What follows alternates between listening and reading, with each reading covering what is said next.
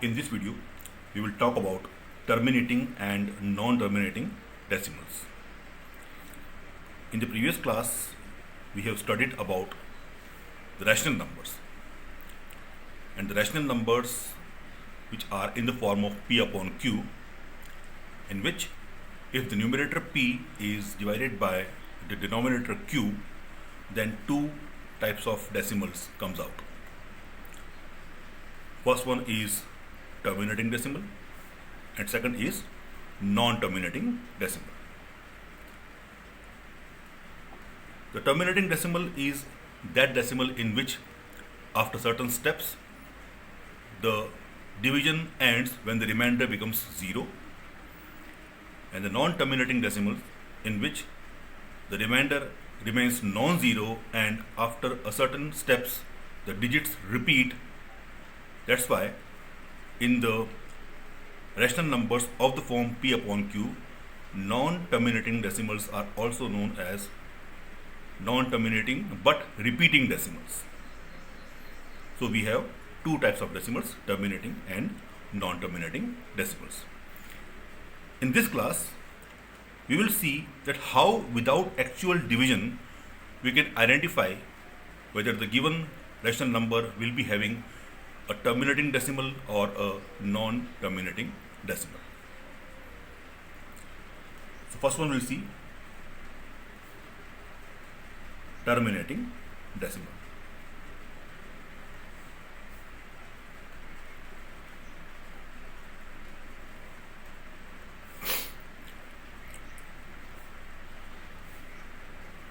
Let p upon q is a rational number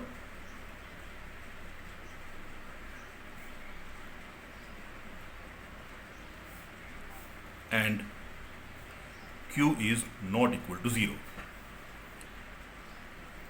So if we are going to check that the decimal conversion of p upon q is terminating or not, then we will see the prime factors of denominators.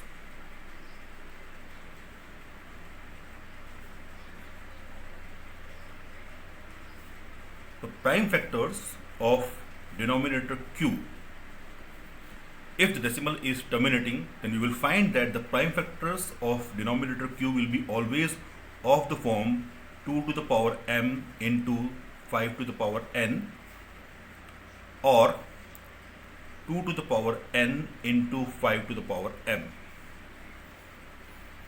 which means that the denominator q will contain only 2 and 5 in the prime factors of q. So if we have a terminating decimal, then we will be sure that rational number of the form p upon q in which q will only contain the denominator of the form 2 to the power m into 5 to the power n. Okay? That means either 2 will be there in denominator or 5 will be there in denominator, or 2 and 5 both will come together in denominator. Okay? So this kind of factorization guarantees that the decimal will be always terminating. Okay? For example,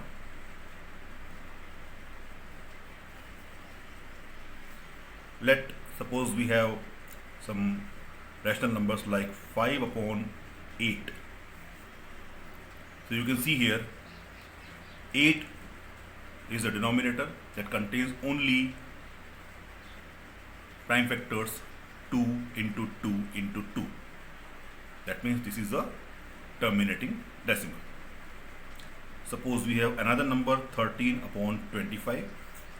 So here the prime factors of denominator contains only 5 into 5. So it is also a terminating decimal. Let us have one more number 17 upon 100. So you can see here in denominator we have 100 and the prime factors of 100 are 2 into 2 into 5 into 5. That means it contains only 2 and 5 as the prime factors, So this is also a terminating decimal.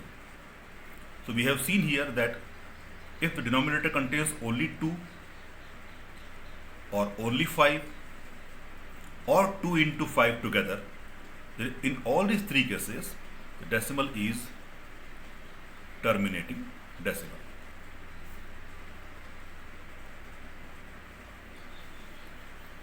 Okay?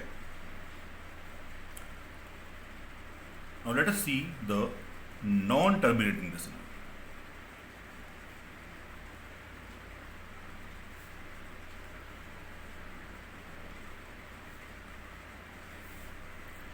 If the decimal is non-terminating, then once again, let P upon Q is a rational number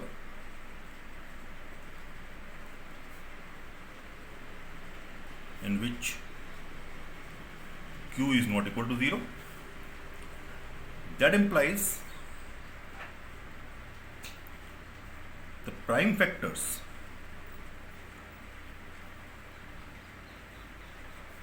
of Q, as we have seen in terminating decimal, that the prime factors of Q are of the form 2 to the power m into 5 to the power n, or 2 to the power n into 5 to the power m, in which decimal is terminating.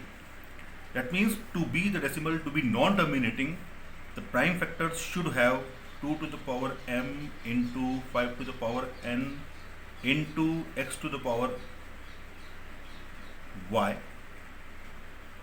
That means out of the prime factors of Q, if we get any other factor other than 2 and 5, then in that case that decimal becomes non-terminating. Here it does not guarantee that 2 and 5 will be there or not, but any factor other than 2 and 5 appears in the denominator, then it will be surely a non-terminating decimal. That means 2 and 5 are not required there.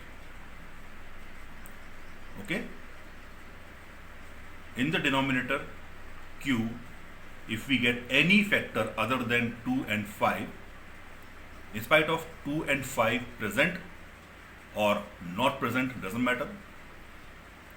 So if we have any third factor other than 2 and 5, then in that case it will be a non-terminating decimal.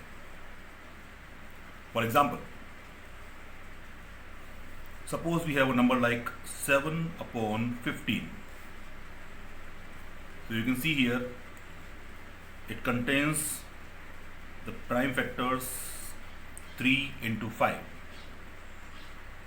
and as we have seen that for a decimal to be terminating, the prime factor should have only either 2 or 5 or 2 into 5, but here you can see a factor other than 2 and 5 has appeared here. That's why it is a non-terminating decimal.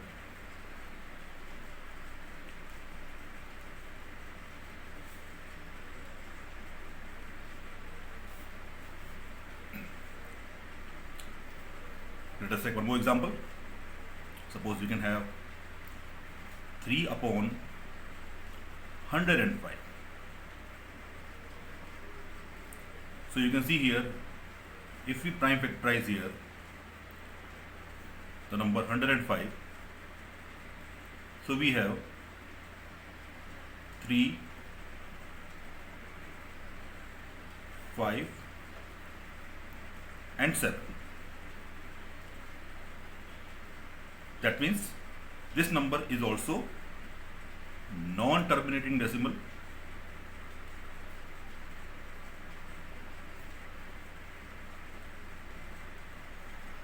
because the prime factors of denominator Q contains factors other than 2 and 5.